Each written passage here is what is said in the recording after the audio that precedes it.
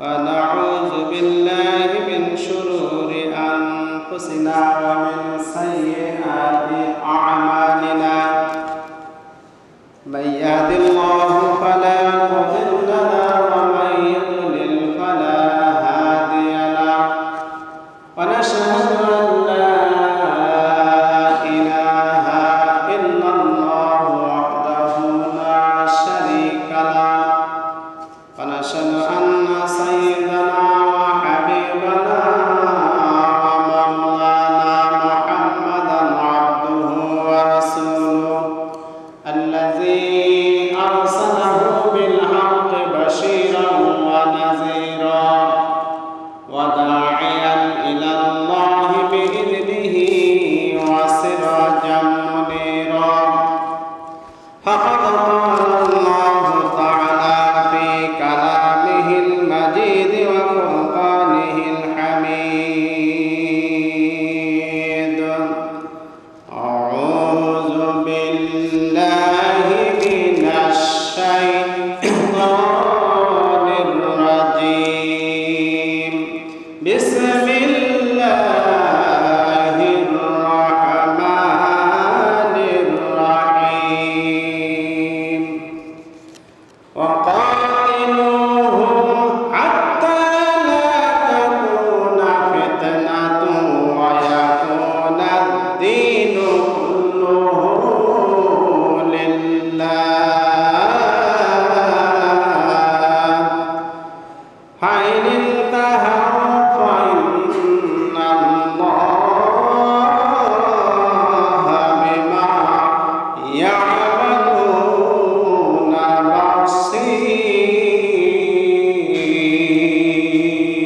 بصير قال النبي صلى الله عليه وسلم الجهاد الماضي إلى يوم القيامة إن الله وملائكته يصلون على النبي يا أيها الذين آمنوا صلوا عليه وسلموا تسليما اللهم صل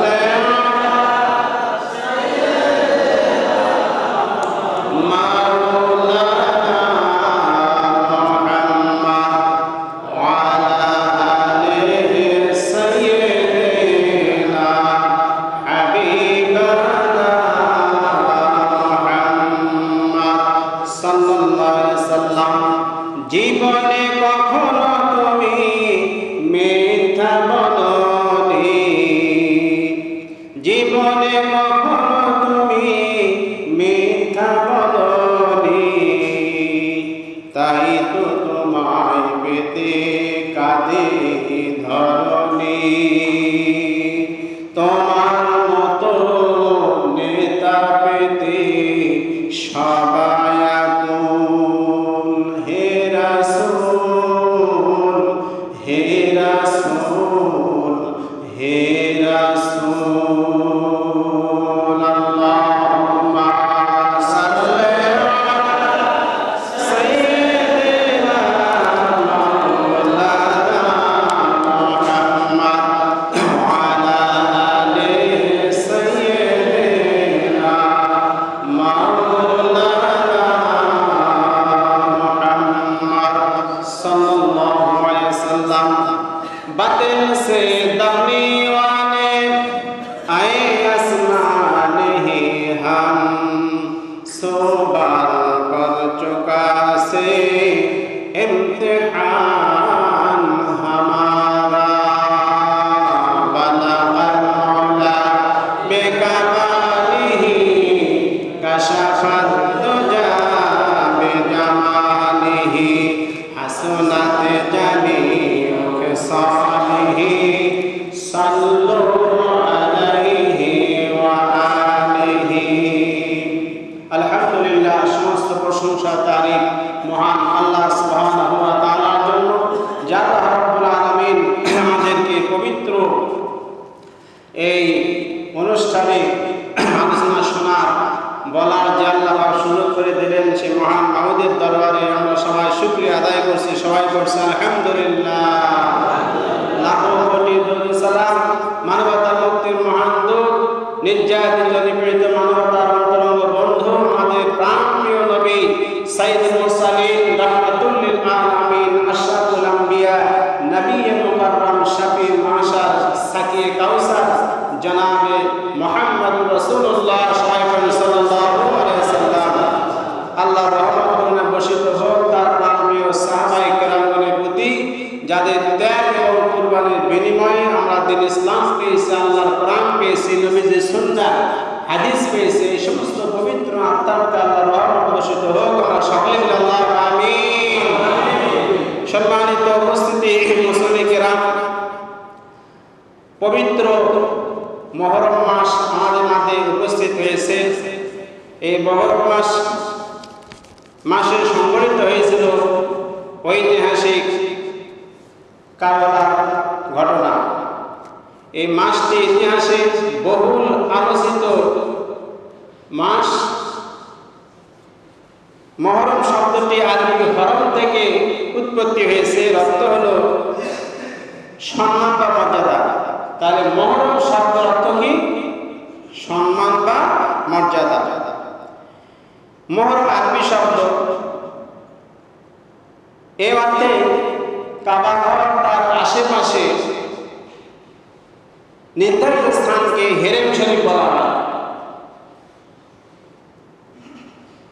কাবা শরীফের আশেপাশে যে এরিয়াটা আছে, সীমানা আছে, নির্ধারণ করা আছে, এর মধ্যে মানুষ হত্যা করা, জীব হত্যা করা, রক্তপাত ঘটানো সম্পূর্ণ নিষিদ্ধ।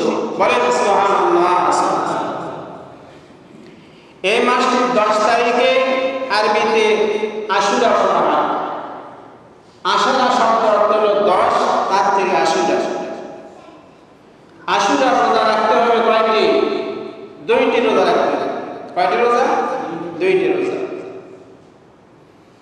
যে বিশ্বনবী জনাবে মুহাম্মদুর রাসূলুল্লাহ সাল্লাল্লাহু আলাইহি সাল্লাম তিনি মক্কা থেকে মদিনায় হিজরত করে গিয়ে দেখতে পেলেন মদিনার লোকেরা, বিশেষ করে ইহুদিরা আশুরার দিনে রোজা রাখে। কোন দিনে? মুহররম মাসের 10 তারিখে ইহুদিরা রোজা রাখে। বিশ্বনবী জনাবে মুহাম্মদ রাসূলুল্লাহ সাল্লাল্লাহু আলাইহি সাল্লাম তিনি বললেন, হে ইহুদিরা, এই দিনে তোমরা কেন রোজা রাখো?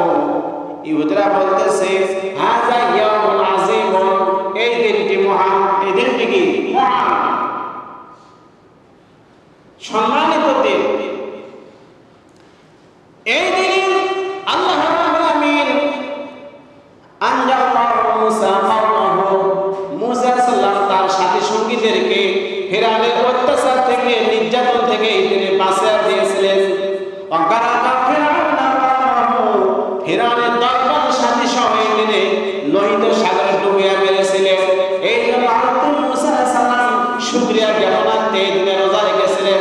এই জন্য আমরা দিনে রোজা রাখি। বিশ্বনবী জনাব মুহাম্মদ রাসূলুল্লাহ সাল্লাল্লাহু আলাইহি সাল্লাম তিনি বললেন, হে ইহুদিরা, তোমরা যে রোজা রাখো তার থেকে রোজা রাখার হকদার বেশি আমি মুহাম্মদ সাল্লাল্লাহু আলাইহি সাল্লাম। নাহনু আহাক্কু, আমি সবচেয়ে বেশি রোজা রাখার হকদার, যেহেতু মুসা আল্লাহর পয়গম্বর, আমি আল্লাহর পয়গম্বর, আল্লাহর নবী।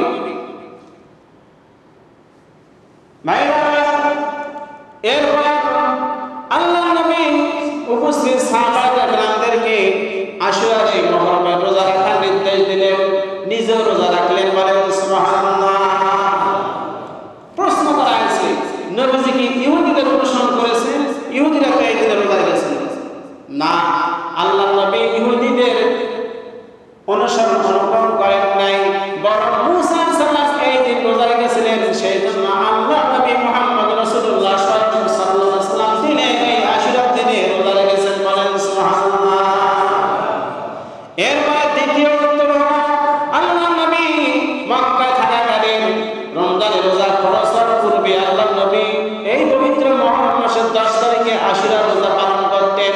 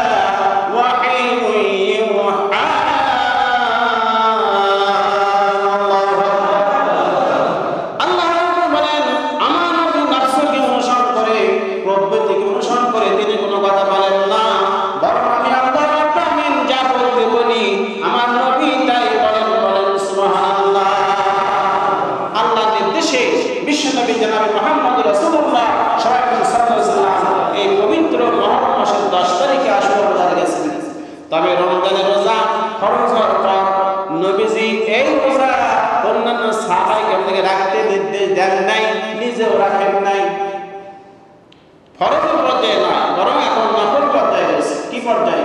নফল। তবে রোজাটা রাখতে হবে দুইটা। কয়টা? দুইটা রোজা পালন করতে হবে। ইহুদিরা একটা রোজা রাখে আগামী সোমবার অথবা মঙ্গলবার, 9 তারিখ 10 তারিখ অথবা 10, 11। এইভাবে দুইটা রোজা আমাদেরকে রাখতে হবে। আমরা রাখার চেষ্টা করব ইনশাআল্লাহ।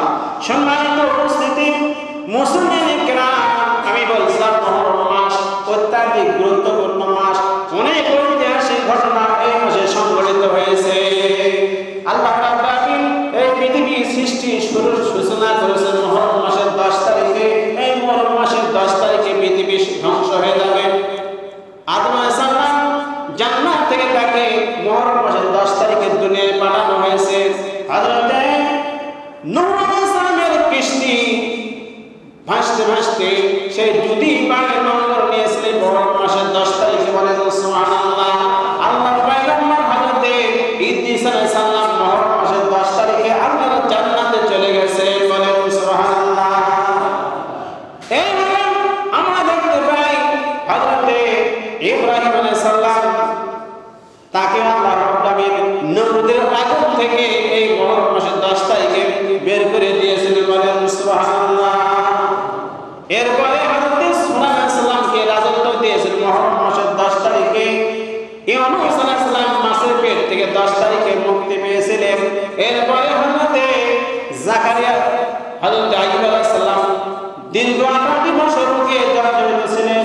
আল্লাহ রাব্বুল আলামিন মুহররম মাসের 10 তারিখে তাকে সুস্থ করেছিলেন। বলেন সুবহানাল্লাহ। হযরতে ঈসা আলাইহিস সালাম মুহররম মাসের 10 তারিখে তাকে আল্লাহ পাক চতুর্থ আসমানে উঠায় নিয়েছেন। বলেন সুবহানাল্লাহ। আর মূসা আলাইহিস সালামকে আল্লাহ রাব্বুল আলামিন ফিরআউনের দরবারে যখন ধাওয়া করেছিল, আল্লাহ রাব্বুল আলামিন মূসা আলাইহিস সালামকে লোহিত সাগর সাথে সঙ্গে সহ মুহররম মাসের 10 তারিখে পার করে ফিলিস্তিনে পৌঁছে দিয়েছেন। বলেন সুবহানাল্লাহ। আল্লাহুম্মা সাল্লি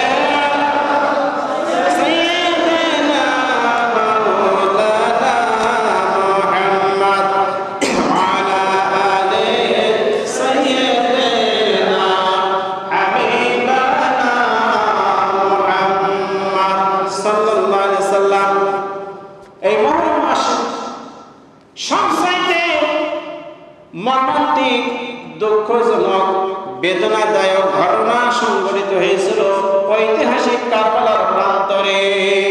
সবচাইতে বেদনাদায়ক মর্মান্তিক ঘটনা সংঘটিত হয়েছিল এই মুহররম মাসের 10 তারিখ কারবালার প্রান্তরে। উমাইয়া শাসক এজিদের বিরুদ্ধে মরুময় কারবালার প্রান্তরে ইমাম হোসেন রাদিয়াল্লাহু আনহু সপরিবারের শাহাদাতের নজরানা পেশ করে আল্লাহর দরবারে। বলেন আল্লাহু আকবার। আজকে আমি প্রথমে বলেছি যে আপনাদের সামনে কথা বলবো শহীদের কারবালা এবং কারবালার শিক্ষা। প্রত্যেক বছরই এই দিনটা, এই মাস, এই সময় আমাদের কাছে আসে, কিন্তু এর থেকে আমরা প্রকৃত শিক্ষা অনেকে গ্রহণ করি না। এই জন্য আমাদের শিক্ষা গ্রহণ করার প্রয়োজন আছে কি না? বলেন প্রয়োজন আছে। এইগুলি যদি ইতিহাস তুলে ধরা না হয় তাহলে মুসলমানদের অস্তিত্ব বিরোধী হয়ে যাবে। মুসলমানরা মুসলমানিত্ব হারিয়ে ফেলবে। কথা ঠিক না? ঠিক। সম্মানিত উপস্থিতি, তাই বলতেছিলাম হযরতে আলী রাদিয়াল্লাহু তাআলা শাহাদাতের পর, বুঝতেছেন? বোঝাচ্ছে হযরতে আলী রাদিয়াল্লাহু তাআলা শাহাদাতের পর তার বড় ছেলে, ভালো করে কান খাড়া করে অন্তর দিয়ে শোনেন, বড় ছেলে হাসান রাদিয়াল্লাহু তাআলা ইরান ও হেজাজ মানে সমগ্র মক্কা মদিনা, হেজাজের জনগণের সমর্থন নিয়ে খলিফা নির্বাচিত হয়েছিলেন কে? ইমাম হাসান রাদিয়াল্লাহু আনহু। অপরদিকে বিখ্যাত বড় সাহাবী হযরত মুআবিয়া রাদিয়াল্লাহু আনহু, তিনি সিরিয়া, মিশর, আফ্রিকার বৃহত্তর অঞ্চলে তার কর্তৃত্ব নেতৃত্ব প্রতিষ্ঠা করেছিলেন। পারস্পরিক বিবাদ দ্বন্দ্ব কলহ নিরসনে মুসলমানদের ঐক্যের সাথে হযরতে হাসান রাদিয়াল্লাহু আনহু হযরতে মুআবিয়া রাদিয়াল্লাহু আনহুর অধীনে খেলাফতের দাবি করে। ওরা চিন্তা করলেন যে খেলাফতের দায়িত্ব চলে আসছে নবীর পর আবু বকর রাদিয়াল্লাহু আনহু, আবু বকরের পর ওমর ফারুক রাদিয়াল্লাহু আনহু, ওমর ফারুক ওসমান রাদিয়াল্লাহু আনহু দায়িত্ব পালন করেছেন, ওসমান রাদিয়াল্লাহু আনহু আলী রাদিয়াল্লাহু আনহু খেলাফতের দায়িত্ব পালন করেছেন এবং তার নির্বাচিত সাহাবীদের সমর্থনে তারা নেতা নির্বাচিত হয়েছিল। ঠিক না ঠিক? তাদেরকে নির্বাচিত করা হয়েছে সমর্থনের ভিত্তিতে, মতামতের ভিত্তিতে। এখন আমি হাসান এই দিকে দায়িত্ব পালন করব, অপরদিকে আল্লাহ রাসূলের বিখ্যাত সাহাবী মুআবিয়া রাদিয়াল্লাহু তাআলা দায়িত্ব পালন করবেন, তা তো হয় না। এই জন্য হাসান রাদিয়াল্লাহু তাআলা নিজে মুআবিয়া রাদিয়াল্লাহু তাআলার কাছে সালেন্ডার করলেন একটা চুক্তির মাধ্যমে। কি চুক্তি? হযরত মুআবিয়া রাদিয়াল্লাহু তাআলার ইন্তেকালের পর হযরত হাসান হুসাইন রাদিয়াল্লাহু তাআলা দুইজন জীবিত থাকলে এর একজন খেলাফতের দায়িত্ব পালন করবে, এই চুক্তি হয়। ঠিক আছে, আমি সমগ্র এলাকা ছেড়ে দিলাম, মুআবিয়া রাদিয়াল্লাহু আনহুকে বলা হচ্ছে যখন আপনি ইন্তেকাল করবেন তখন আমার দুই ভাইয়ের এক ভাইকে জনগণ সমর্থন দিয়ে যাকে ভালো মনে করবেন, উপযুক্ত মনে করে তাকে নির্বাচিত করবেন। ভাইরা আমার, হযরত মুআবিয়া রাদিয়াল্লাহু আনহু ইন্তেকালের পূর্বে অতি কৌশলে তার পুত্র এজিদের অনুসারীরা ও সরকারি কর্মচারীরা এজিদের পক্ষে খেলাফতের দায়িত্ব তার পিতার নিকট থেকে আদায় করে নেয়। খেলাফতের দায়িত্ব এজিদের সৈন্যরা, এজিদের লোকেরা তার পিতার কাছ থেকে কি করে? আদায় করে নেয়। এক, এরপরে অথবা হতে পারে এজিদ স্বঘোষিত খলিফা হয়ে তার খেলাফতের স্বীকৃতি চেয়েছিলেন সমগ্র মক্কা মদিনা এলাকাবাসীদের কাছে। আগে হতে পারে সেটা এক কথা, অথবা এজিদ নিজেই তার পিতা ইন্তেকাল করেছেন, স্বঘোষিত খলিফা নিজেকে দাবি করছে এবং খেলাফতের স্বীকৃতি চেয়েছিলেন। অনেক লোক স্বীকৃতি দিয়েছিলেন, কিন্তু একমাত্র ইমাম হোসেন রাদিয়াল্লাহু আনহু এজিদকে সমর্থন দেন নাই, তার খেলাফতের স্বীকৃতি দেন নাই। জোরে বলেন সুবহানাল্লাহ। সমর্থন দেন নাই, কারণ কথা কি ছিল? আগে পূর্বে কথা ছিল যে সমগ্র মুসলমানদের সমর্থনের ভিত্তিতে, মতামতের ভিত্তিতে নেতা নির্বাচিত হবে। এজিদকে সবাই সমর্থন দেয় না, দিয়েছে না দিয়ে তিনি রাজতন্ত্র চালু করলেন। কি তন্ত্র? রাজতন্ত্র চালু করলেন। গাড়ি বাসের টিয়ারিং তার কেটে যায়, তখন সর্বপ্রথম খবর কে পায়? টেরকে পায় বাসের ড্রাইভার, যে বাস চালায়। ইমাম হোসেন রাদিয়াল্লাহু আনহু সেই সমাজের, সেই এলাকা তিনি ড্রাইভারের দায়িত্ব পালন করছিলেন। যে ইসলামের টিয়ারিংয়ের তার কেটে গেছে, গাড়িটা এখন আস্তে আস্তে খাদের দিকে পড়ে যাবে, দুর্ঘটনার শিকার হবে। কথা ঠিক না ঠিক? এদিন যখন খেলাফতের দায়িত্ব গ্রহণ করলো তখন সমগ্র মক্কা মদিনা ইরাক ইরান এলাকার মুসলমানরা দুই ভাগে ভাগ হয়ে গেল। কয় ভাগে? দুই ভাগে ভাগ হয়ে গেল। এক ভাগ এজিদের পক্ষ সমর্থন করলো, তারা সরকারি কর্মচারী। যদি তারা এজিদকে সমর্থন না করে তাহলে চাকরি চলে যাবে। আর একদল এজিদকে সমর্থন করলেন না, তারা চিন্তা করলেন আল্লাহর নবীর নাতি ইমাম হোসেন রাদিয়াল্লাহু আনহু কি করেন, তিনি যেদিকে সমর্থন দিবেন আমরা সেই দিকে আসি। কথা ঠিক না ঠিক? এইভাবে আরেক দল ইমাম হোসেন রাজার পক্ষ অবলম্বন করলেন। ভাইরা আমার, এদিকে ইরাক থেকে বারবার ইমাম হোসেন রাজার কাছে চিঠি আসতেছিল খেলাফতের দায়িত্ব গ্রহণ করার জন্য। কুফা থেকে, ইরাক থেকে চিঠি আসতেছিল ইমাম হোসেন রাজার কাছে যে আপনি তাড়াতাড়ি মক্কা মদিনা থেকে চলে আসেন ইরাকে, আমরা আপনাকে খেলাফতের দায়িত্ব দেব। ভাইরা আমার, এই কথাটা এজিদ জানতে পেরে কুফায় এজিদ পাঠিয়ে দিল ইমাম পরিবারের প্রতি প্রতিহিংসা পরায়ণ শাসক ওবাইদুল্লাহ বিন জিয়াদকে, যে ইমাম পরিবারকে কি করতো? ভালো চোখে দেখতো না। একে কুফার দায়িত্বে নিযুক্ত করেছিল এজিদ। দায়িত্বে নিযুক্ত করার পর ওবাইদুল্লাহ কঠোরভাবে ইরাকিবাসীদেরকে ভয় ভীতি দেখালো, খবরদার তোমরা কেউ এই হোসেনকে সমর্থন দেবে না। ভাইরা আমার, ইতিহাসে এসেছে এজিদের প্ল্যান ছিল ইমাম হোসেন রাদিয়াল্লাহুকে হত্যা করে দুনিয়াতে বিদায় করে দেবেন, তা নয়, বরং তার প্ল্যান ছিল, উদ্দেশ্য ছিল সে যেন এজিদকে সমর্থন দেয়, এজিদকে কি করে সমর্থন দেয়, এটাই ছিল। এবং ইরাকবাসীরা যেন ইমাম হোসেন রাদিয়াল্লাহুর আনুগত্য প্রত্যাহার করে নেয়, ইরাকিরা যেন ইমাম হোসেন রাদিয়াল্লাহুকে সমর্থন না দেয়, এই ভাই চক্রান্ত করেছে এজিদ। ইরাকের প্রবেশ বন্ধ করে দেওয়ার চেষ্টা করেছে ওবাইদুল্লাহর নেতৃত্বে। আর যেখানে কারবালা, এই জায়গার নাম কারবালা ছিল না, বিশাল একটা চটিয়াল ময়দান।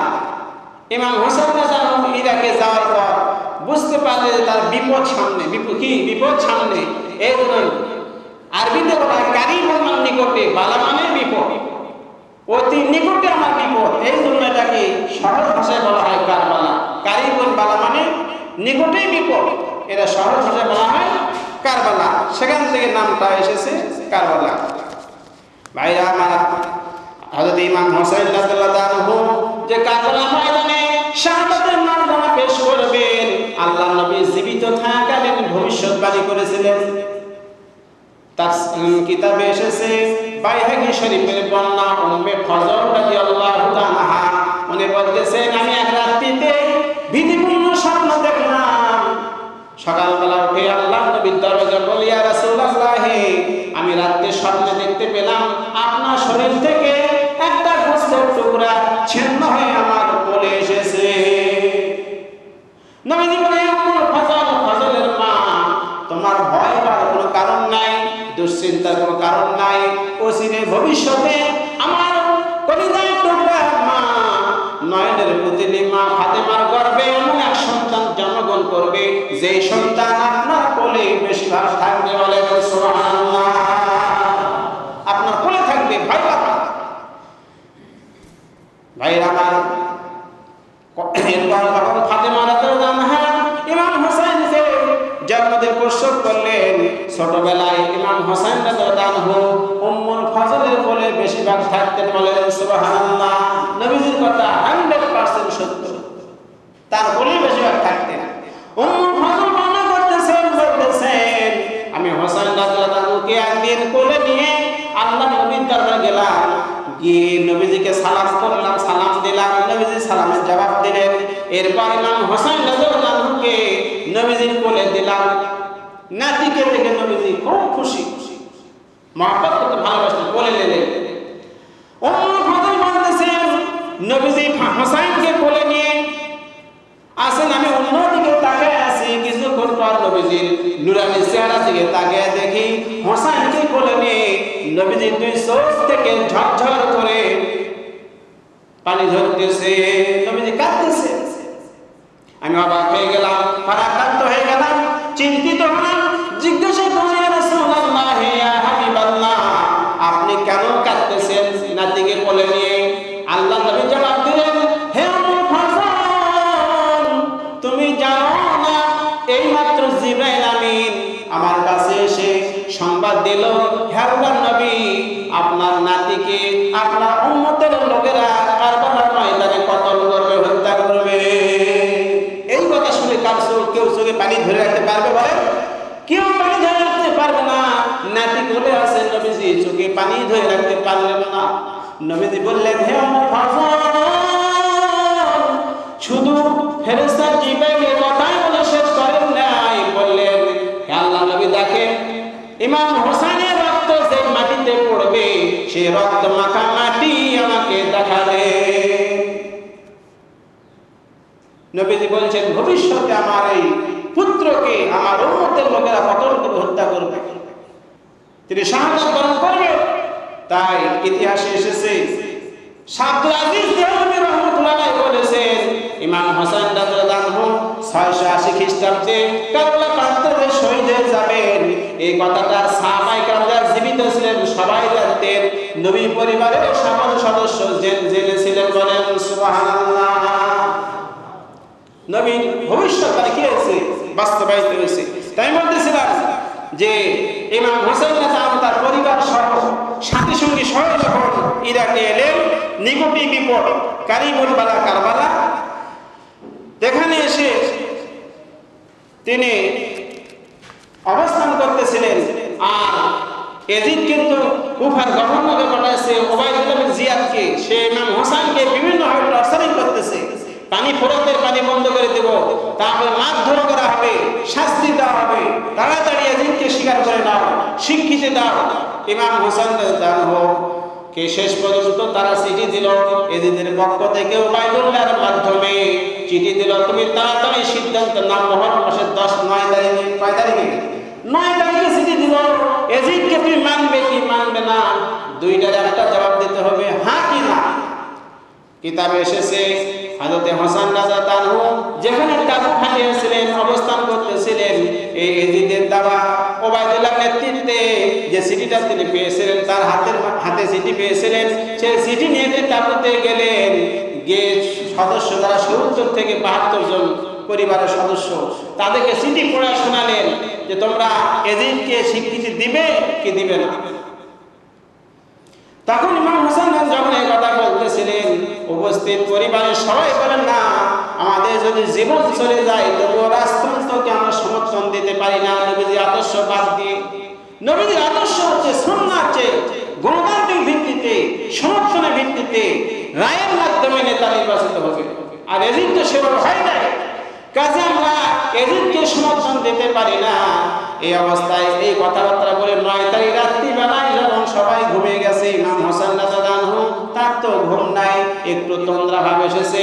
ইতিমধ্যে তিনি স্বপ্নের মধ্যে জানতে পারলেন আল্লাহর নবী তার কাছে এসে বেহেশতের এক গ্লাস শরবত নিয়ে গ্লাসে শরবতে দাঁড়িয়ে আছেন আর বলতেছেন, হে নাতি হোসাইন, তুমি আজকে তোমার পরিবার সহ যে সিদ্ধান্ত নিয়েছো, এই সিদ্ধান্তে আমার আল্লাহ খুশি, আমি নবী তোমার নানা আমিও খুশি। তার নবীর পিছনে তার মা দাঁড়িয়ে আছে, তার পিছনে তার পিতা দাঁড়িয়ে আছে, তার পিছনে তার বড় ভাই হাসান রাদিয়াল্লাহু আনহু দাঁড়িয়ে আছে। বলেন সুবহানাল্লাহ। আগামীকাল শুক্রবার মাগরিবের পরই আমি নবী, আমি তোমার নানা, প্রিয় নানা, তোমাকে শরবতে পানি পান করাবো। ইমাম হোসেন, তুমি যে সিদ্ধান্ত নিয়েছে সিদ্ধান্ত সবই সিদ্ধান্ত। বলেন সুবহানাল্লাহ। ভাইরা আমার, এই কথা বলার পর ইমাম হোসেন রাদিয়াল্লাহু আনহু চিঠির উত্তর তাদেরকে জানিয়ে দিলেন, ওবায়দুল্লাহকে, এজিদকে জানিয়ে দিলেন যে আমরা তোমাদেরকে স্বীকৃতি দিতে পারি না। তারপরে ইমাম হোসেন চাচ্ছিলেন যাতে যুদ্ধ না হয়, গন্ডগোল না হয়, মারামারি কাটাকাটি না হয়, এই জন্য তিনি যুদ্ধ নিরসনের জন্য কিছু কথা বলছিলেন ওবায়দুল্লাহকে। তিনি যে ইমানের পরীক্ষা দিয়েছিলেন সেই সম্পর্কে কবি বলেন, ইমানের পথে অবিচল থেকে আমার মরণ যেন হয়, তোমারই কাছে মিনতি আমার রহমান রহিম দয়াময়। ইমানের পথে অবিচল থেকে আমার মরণ যেন হয়। ইমাম হোসেন রাদিয়াল্লাহু আনহু যুদ্ধ শুরু হওয়ার আগে কয়েকটা প্রস্তাব দিয়েছিলেন ওবায়দুল্লাহ বিন জিয়াদের কাছে। 1 নম্বর, তাকে সরাসরি এজিদের সাথে কথা বলতে দেওয়া হোক, সরাসরি এজিদের সাথে কথা বলতে দেওয়া হোক। 2 নম্বরে, তাকে মদিনায় ফিরে যেতে দেওয়া হোক। 3 নম্বর, খলিফা নির্বাচনের ব্যাপারে আল্লাহ তার রাসূলের মতামতের উপর ন্যস্ত করা হোক। 4 নম্বর, হোসেন রাদিয়াল্লাহু আনহুকে কুফাবাসীর মতামত গ্রহণ করার সুযোগ দেওয়া হোক। 5 নম্বর, হোসেন রাদিয়াল্লাহু আনহু তার পরিবার সহ সীমান্ত এলাকায় গিয়ে অবস্থান নেওয়ার সুযোগ দেওয়া হোক। এই 5টা প্রস্তাব দিয়েছিলেন ওবায়দুল্লাহ বিন জিয়াদকে, একটা প্রস্তাব গ্রহণ করে নাই। শেষ পর্যন্ত ভাইরা আমার, সম্মানিত উপস্থিতি, ওবায়দুল্লাহ বিন জিয়াদ ইমাম হোসেন রাদিয়াল্লাহু আনহু 5টা প্রস্তাব প্রত্যাখ্যান করে তাকে বিনা শর্তে এজিদের আনুগত্য করার অথবা নিহত হওয়ার, শহীদ হওয়ার জন্য দাবি জানায়। আমরা ছাড়ব না। এইভাবে কিতাবে এসেছে ইমাম হোসেন রাদিয়াল্লাহু আনহু জিহাদের সিদ্ধান্তে অটল থাকলেন 7 হিজরি। কত হিজরি? 7 হিজরিতে 680 খ্রিস্টাব্দের 10ই মুহররম ঐতিহাসিক কারবালা প্রান্তরে এজিদি বাহিনী কর্তৃক শাহাদাত বরণ করেন। তিনি যুদ্ধ করে লড়াই করে এজিদ বাহিনীর সাথে কি করেন যুদ্ধ করে শহীদ হন। এরপর জুলুম অত্যাচার স্বেচ্ছাচারিতা তারপরে ইসলামিক রীতিনীতির বিরুদ্ধে, ইসলামী রাজতন্ত্র নাই এর বিরুদ্ধে তিনি নবীর আদর্শের স্বার্থে নিজের জীবন পরিবার সকলকে আল্লাহর রাস্তায় কুরবানি করতে দ্বিধাবোধ করেন নাই। বলেন সুবহানাল্লাহ। তাই কবি বলছেন কাতলে হোসাইন नहीं कत्ले यजीद इस्लाम जिंदा होते हैं हर करबला की बात। কবি বলছেন যে সে কারবালার প্রান্তরে ইমাম হোসাইন নিহত হয়েছে না ইয়াজিদ নিহত হয়েছে। কারবালার ঘটনার পরই সারা বিশ্বব্যাপী ইসলামী আন্দোলনের প্রাণ সঞ্চার হয়েছে, ইসলামী আন্দোলন জেগে উঠেছে। বলেন সুবহানাল্লাহ। এটা যে কারবালার শিক্ষা। মুসলমানরা অন্যায়ের কাছে, অবিচারের কাছে, জুলুমের কাছে, নির্যাতনের মাথা নত করা জাতি নয়, জাতি মুসলমানরা নয়। সেই জন্য আমাদেরকে এই কারবালার শিক্ষা গ্রহণ করতে হবে যে কারবালার শিক্ষা হচ্ছে অন্যায়, অবিচার, জুলুমের বিরুদ্ধে আমাদের সোচ্চার হতে হবে। আজকে সেই যুগে ইমাম হোসেন রাদিয়াল্লাহু তিনি অন্যায়ের বিরুদ্ধে কঠোর নীতি অবলম্বন করেছেন, ভূমিকা রেখেছিলেন। আজকে আমরা তিনি একটা বেদাত রাজতন্ত্র চালু করার জন্য নিজের জীবন দিয়েছেন বিরুদ্ধে। আজকে আমরা দেখতে পাচ্ছি আমাদের সমাজে, আমাদের রাষ্ট্রে কত অবিচার, জুলুম এগুলি চলতেছে। তাই প্রথমে আমি আয়াত পড়ছি সূরা আনফাল 39 আয়াত, ভাষায় গিয়ে দেখবেন আল্লাহ পাক বলেন ওয়াকাতিলুহুম হাত্তা লা তাকুনা ফিতনাতুন ওয়া ইয়াকুনা দ্বীনু কুল্লুহু লিল্লাহ। আল্লাহ বলছে লড়াই করো, সংগ্রাম করো, প্রচেষ্টা চালাও, যতক্ষণ পর্যন্ত সমাজ থেকে, দেশ থেকে ফিতনা নির্মূল না হবে, ফিতনা ফাসাদ নির্মূল না হবে, ততক্ষণ পর্যন্ত তোমাদের সংগ্রাম চলবে। এই সময়ের অর্থ রামদা, হকি স্টিক, বন্দুক, এইগুলি দিয়ে মিসাইল, ক্ষেপণাস্ত্র, এইগুলি দিয়ে মানুষকে হত্যা করা নয়, বরং মানুষের তৈরি করা আইন প্রতিষ্ঠিত আছে পরিবর্তন করার জন্য। এরপর অন্যায়ভাবে আইন কানুন চেপে যারা দিতেছে এদের বিরুদ্ধে আপনাকে আমাকে সোচ্চার ভূমিকা পালন করতে হবে। এই চেষ্টা আল্লাহ দেখবে, চেষ্টা খরচ। সম্মানিত উপস্থিতি, তাই কারবালার শিক্ষা আজকে কালো পর্দা দিয়ে ঢেকে দেওয়া হয়েছে। কালো পর্দা সরিয়ে দিতে হবে, এই জন্য ঢেকে দেওয়া হয়েছে যাতে আমরা সত্যিকার অর্থে ইসলামের স্পিরিট কি, ইমানের দাবি কি, এইগুলি থেকে যেন দূরে সরে যায়। জিকির, আজকার, তাসবিহ, তাহলিলের মধ্যে যেন আমরা লিপ্ত থাকি। কথা ঠিক না ঠিক? ভাইরা আমার, অতীতের মুসলমানরা ইমানের জজবা নিয়ে ময়দানে কাজ করেছে, আল্লাহর দ্বীনের জন্য তারা জীবন দিয়েছে। সেই সময় যারা অন্যায়ভাবে হোসেন রাজাকে শহীদ করে দিয়েছিল, ইতিহাস তাদেরকে ছাড়েনি, তাদের ঘৃণ্য পরিণতি হয়েছে। ইমাম হোসেন রাজাকে শহীদ করে দেওয়ার পর তার কোনো একটা দিন ভালোভাবে কাটেনি। ইতিহাসে এসেছে 2 বছর 8 দিন অথবা 3 বছর 8 দিন সে বেঁচে ছিল এবং জিন্নতির সাথে, অপমান সাথে দুনিয়াতে বিদায় হয়ে গেছে। সীমার ইমাম হোসেনের গলায় ছুরি চালাইছিল, তাকে কয়েকদিন পরে হত্যা করে তার গোশতকে কুকুর দিয়ে খাওয়ানো হয়েছে। কেউ অন্ধ হয়ে গেছে, কারো বাড়ি ঘর আগুন দিয়ে পুড়িয়ে দেওয়া হয়েছে। এইভাবে যারা ইমাম হোসেন রাজাকে হত্যা করেছে তাদের আল্লাহ প্রতিশোধ নিয়েছে। ইমাম হোসেন রাজা আল্লাহর কাছে দোয়া করেছিলেন সাহায্যের পুরো মুহূর্তে, আল্লাহ তাআলা আজকে যারা আমাকে এই হত্যা করার জন্য চেষ্টা করতেছে, শহীদ করার চেষ্টা করতেছে, এদের বিরুদ্ধে আমি আপনার কাছে অভিযোগ জানাই, এদেরকে খুঁজে খুঁজে আপনি বিদায় করে দিবেন দুনিয়া থেকে। তারা আজকে আমাকে যে অন্যায়ভাবে জুলুম করছে, প্রতিশোধের দাবি আমি আপনার কাছে পেশ করেছি। তাই ইতিহাসে এসেছে ইমাম হোসেনের দাবি পূরণ হয়েছে। যার একটা লোক এখানে নাম লেখা আছে, সে ইমাম হোসেনের মাথাতে টুপি খুলে নিয়েছে। পরবর্তীকালে এই ঘটনার পরে তার 2 হাত কেটে দেওয়া হয়েছে। সে ছটফট করতে করতে মারা গেছে। একটা লোক ইমাম হোসেনের তীর নিক্ষেপ করেছিল, তার বুকে তীর নিক্ষেপ করে বুকটাকে ঝাঁঝরা করে দুনিয়াতে বিদায় করে দেওয়া হয়েছে। এই কারবালা ঘটনা সংঘটিত হওয়ার পর 66 হিজরি 5 বছর পর মুক্তার নামে একটা লোক মক্কা মদিনার শাসনকর্তা, ইরাকের শাসনকর্তা নিযুক্ত হয়েছিলেন 66 খ্রিস্টাব্দে, 666 হিজরিতে। তখন সে বেছে বেছে যারা এই কারবালার হত্যাকাণ্ডে শরীক হয়েছিল, হোসেনকে শহীদ করার কাজে জড়িত ছিল, 288 জন লোককে দাঁড় করে 22 খানকে দুনিয়াতে বিদায় করে দিয়েছে। ইমাম হোসেন রাদিয়াল্লাহু আনহু দোয়া আল্লাহ কবুল করে নাই, কবুল করেছেন, মজবুত দোয়া আল্লাহ কবুল করেন।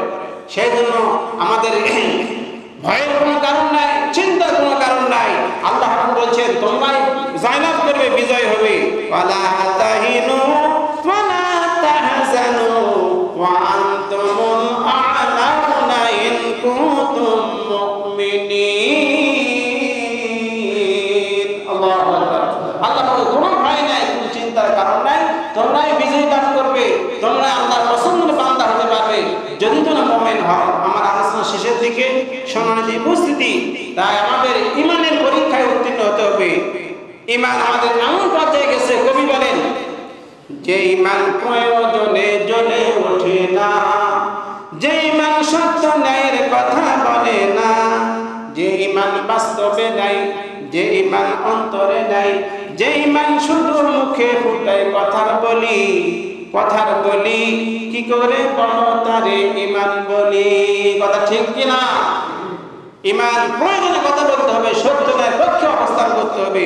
তা শোন, অন্যায়ের কাছে মাথা নত না করে বাতিল শক্তির বিরুদ্ধে জীবন সংগ্রামের উদাত্ত আহ্বান জানাই এই 10ই মুহররম তথা শহীদে কারবালা। আল্লাহ পাক আমাদের সকলকে এই মুহররম মাসের আশুরার 2টা রোজা রেখে আমাদের ঈমানকে মজবুত করে ঈমানের বলে বলিয়ান হয়ে সামনে অগ্রসর হওয়ার তৌফিক দান করেন। এইগুলো আমার কথা শেষ করছি। হাযা মা ইনদি ওয়া ইনদাল্লাহ আলাইহি তাওয়াক্কালতু ইলাইহি উনীব। আখির দাওয়ানা আলহামদুলিল্লাহি রাব্বিল আলামিন।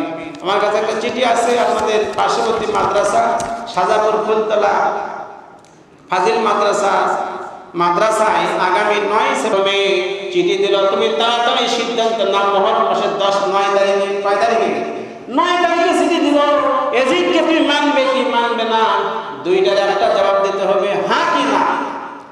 কিতাবে এসেছে হযরত হাসান রাদিয়াল্লাহু আনহু যেখানে তাবু খাটিয়েছিলেন, অবস্থান করতেছিলেন, এই এজিদের দাবা ওবাইদুল্লাহর নেতৃত্বে যে চিঠিটা তিনি পেয়েছিলেন, তার হাতে চিঠি পেয়েছিলেন, সেই চিঠি নিয়ে তাবুতে গেলেন।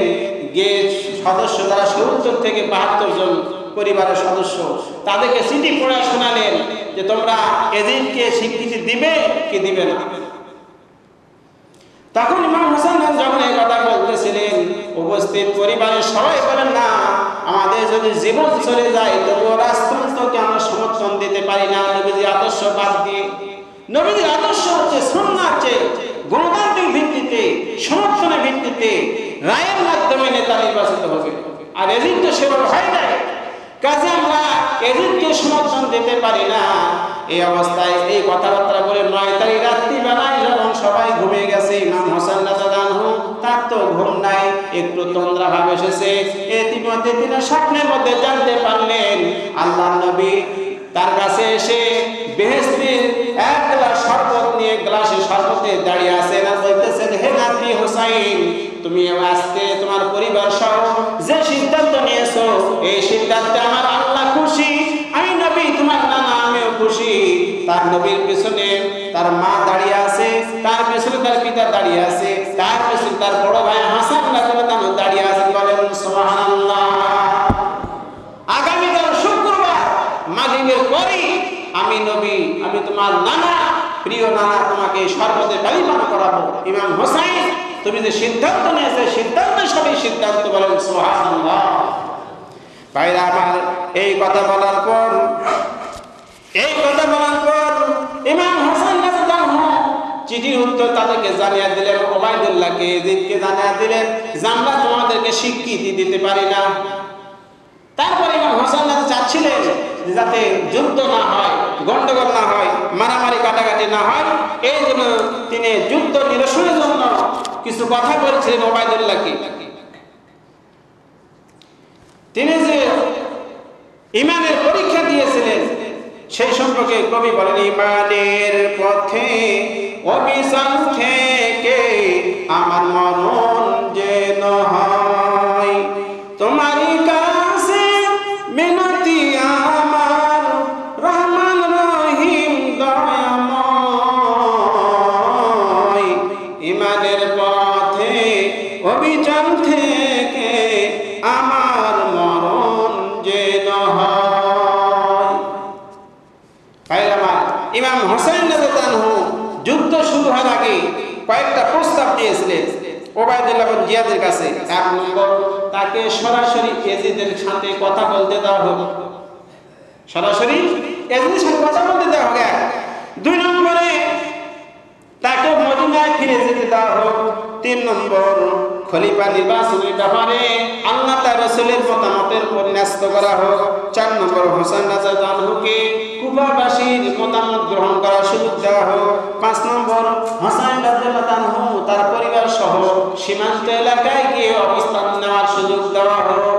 এই 5টা প্রস্তাব দিয়েছিলেন ওবায়দুল্লাহ বিন জিয়াদকে, একটা প্রস্তাব গ্রহণ করে নাই। শেষ পর্যন্ত ভাইরা আমার সম্মানিত উপস্থিতি, ওবায়দুল্লাহ বিন জিয়াদ ইমাম হোসেন তার এই 5টা প্রস্তাব প্রত্যাখ্যান করে তাকে বিনা শর্তে ইয়াজিদের আনুগত্য করার অথবা নিহত হওয়ার, শহীদ হওয়ার জন্য দাবি জানায়। আমরা ছাড়ব না। এইভাবে কিতাবে এসেছে ইমাম হোসেন রাদিয়াল্লাহু জিহাদের সিদ্ধান্তে অটল থাকলেন 60 হিজরি। কত হিজরি? 60 হিজরিতে 680 খ্রিস্টাব্দের 10ই মুহররম ঐতিহাসিক কারবালা প্রান্তরে ইয়াজিদি বাহিনী কর্তৃক শাহাদাত বরণ করেন। তিনি যুদ্ধ করে, লড়াই করে ইয়াজিদ বাহিনীর সাথে কি করেন? যুদ্ধ করে শহীদ হন। এরপর জুলুম, অত্যাচার, স্বেচ্ছাচারিতা, তারপরে অন-ইসলামিক রীতিনীতির বিরুদ্ধে, ইসলামের রাজতন্ত্র নাই এর বিরুদ্ধে তিনি নবীর আদর্শের স্বার্থে নিজের জীবন, পরিবার সকলকে আল্লাহর রাস্তায় কুরবানি করতে দ্বিধাবোধ করেন নাই। বলেন সুবহানাল্লাহ। তাই কবি বলছেন, কাতলে হোসাইন নাহি কাতলে ইয়াজিদ, ইসলাম জিন্দা হতে হ্যায় হর কারবালা কি বাত। কবি বলছেন যে সে কারবালা প্রান্তরে ইমাম হোসাইন নিহত হয়েছে না ইয়াজিদ নিহত হয়েছে? কারবালার ঘটনার পরই সারা বিশ্বব্যাপী ইসলামী আন্দোলনের প্রাণ সঞ্চার হয়েছে, ইসলামী আন্দোলন জেগে উঠেছে। বলেন সুবহানাল্লাহ। এটা যে কারবালার শিক্ষা। মুসলমানরা অন্যায়ের কাছে, অবিচারের কাছে, জুলুমের কাছে, নির্যাতনের মাথা নত করা জাতি নয়, জাতি মুসলমানরা নয়। সেই জন্য আমাদেরকে এই কারবালার শিক্ষা গ্রহণ করতে হবে, যে কারবালার শিক্ষা হচ্ছে অন্যায়, অবিচার, জুলুমের বিরুদ্ধে আমাদের সোচ্চার হতে হবে। আজকে সেই যুগে ইমাম হোসেন রাদিয়াল্লাহু তিনি অন্যায়ের বিরুদ্ধে কঠোর নীতি অবলম্বন করেছেন, ভূমিকা রেখেছিলেন। আজকে আমরা তিনি একটা বেদাত রাজতন্ত্র চালু করার জন্য নিজের জীবন দিয়েছেন বিরুদ্ধে। আজকে আমরা দেখতে পাচ্ছি আমাদের সমাজে, আমাদের রাষ্ট্রে কত অবিচার, জুলুম এগুলো চলতেছে। তাই প্রথমে আমি আয়াত পড়ছি সূরা আনফাল 39 আয়াত, বাসায় গিয়ে দেখবেন আল্লাহ পাক বলেন, ওয়া কাতিলুহুম হাত্তা লা তাকুনা ফিতনাতুন ওয়া ইয়াকুনা ad-দীনু কুল্লুহু লিল্লাহ।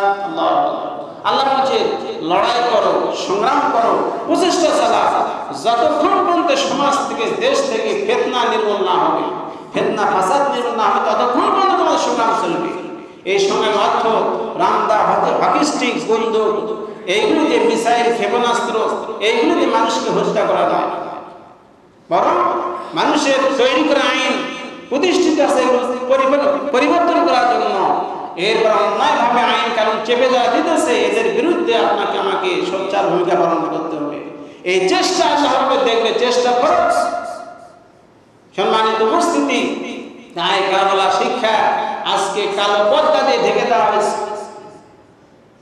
কালো পর্দা সরিয়ে দিতে হবে, এই জন্য ঢেকে দেওয়া হয়েছে যাতে আমরা সত্যিকার অর্থে ইসলামের স্পিরিট কি, ইমানের দাবি কি, এইগুলি থেকে যেন দূরে সরে যায়। জিকির, আজকার, তাসবিহ, তাহলিলের মধ্যে যেন আমরা লিপ্ত থাকি। কথা ঠিক না ঠিক? ভাইরা আমার, অতীতের মুসলমানরা ইমানের জজবা নিয়ে ময়দানে কাজ করেছে, আল্লাহর দ্বীনের জন্য তারা জীবন দিয়েছে। সেই সময় যারা অন্যায়ভাবে হোসেন রাজাকে শহীদ করে দিয়েছিল, ইতিহাস তাদেরকে ছাড়েনি, তাদের ঘৃণ্য পরিণতি হয়েছে। ইমাম হোসেন রাজাকে শহীদ করে দেওয়ার পর তার কোনো একটা দিন ভালোভাবে কাটেনি।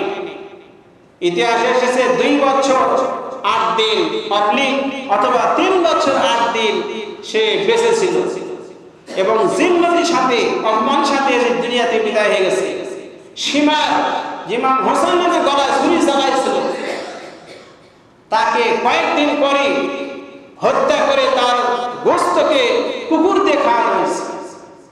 কেউ অন্ধ হয়ে গেছে, কারো বাড়ি ঘর আগুন দিয়ে পুড়িয়ে দেওয়া হয়েছে। এইভাবে যারা ইমাম হোসেন রাজাকে হত্যা করেছে তাদের আলাদা প্রতিশোধ নিয়েছে। ইমাম হোসেন রাজা আল্লাহর কাছে দোয়া করেছিলেন সাহায্যে পুরো মুহূর্তে, আয় আল্লাহ তাআলা, আজকে যারা আমাকে এই হত্যা করার জন্য চেষ্টা করতেছে, শহীদ করার চেষ্টা করতেছে, এদের বিরুদ্ধে আমি আপনার কাছে অভিযোগ জানাই, এদেরকে খুঁজে খুঁজে আপনি বিদায় করে দিবেন দুনিয়া থেকে। তারা আজকে আমার যে অন্যায়ভাবে জুলুম করছে, প্রতিশোধের দাবি আমি আপনার কাছে পেশ করেছি। তাই ইতিহাসে এসেছে ইমাম হোসেনের দাবি পূরণ হয়েছে। যার একটা লোক এখানে নাম লেখা আছে, সে ইমাম হোসেনের মাথাতে টুপি খুলে নিয়েছে। পরবর্তীকালে এই ঘটনার পর পরে তার 2 হাত কেটে দেওয়া হয়েছে, সে ছটফট করতে করতে মারা গেছে। একটা লোক ইমাম হোসেন রাজাকে তীর নিক্ষেপ করেছিল, তার বুকে তীর নিক্ষেপ করে বুকটাকে ঝাঁঝরা করে দুনিয়াতে বিদায় করে দেওয়া হয়েছে। এই কারবালা ঘটনা সংঘটিত হওয়ার পর 66 হিজরি 5 বছর পর মুখতার নামে একটা লোক মক্কা মদিনার শাসনকর্তা, ইরাকের শাসনকর্তা নিযুক্ত হয়েছিলেন 66 খ্রিস্টাব্দে, 66 হিজরিতে। তখন সে বেছে বেছে যারা এই কারবালার হত্যাকাণ্ডে শরীক হয়েছিল, হোসেনকে শহীদ করে দেওয়ার কাজে জড়িত ছিল, 288 জন লোককে দাঁড় করে 22 খানকে দুনিয়াতে বিদায় করে দিয়েছে। ইমাম হোসেন রাদিয়াল্লাহু আনহু দোয়া আল্লাহ কবুল করে নাই, কবুল করেছেন, মজলুমের দোয়া আল্লাহ কবুল করেন। সেই জন্য আমাদের ভয়ের কোনো কারণ নাই, চিন্তার কোনো কারণ নাই। আল্লাহ বলছেন তোমরাই জয়লাভ করবে, বিজয় হবে। ওয়ালা তাহিনু ওয়ালা তাহজানু ওয়া আনতুমুল আ'লাউনা ইন কুনতুম মুমিনিন। আল্লাহু আকবার। আল্লাহ বলে কোনো ভয় নাই, কোনো চিন্তার কারণ নাই, তোমরাই বিজয় লাভ করবে, তোমরা আল্লাহর পছন্দের বান্দা হতে পারবে যদি তোমরা মুমিন হও। আমার আলোচনা শেষের দিকে সম্মানিত উপস্থিতি, তাই আমাদের ইমানের পরীক্ষায় উত্তীর্ণ হতে হবে।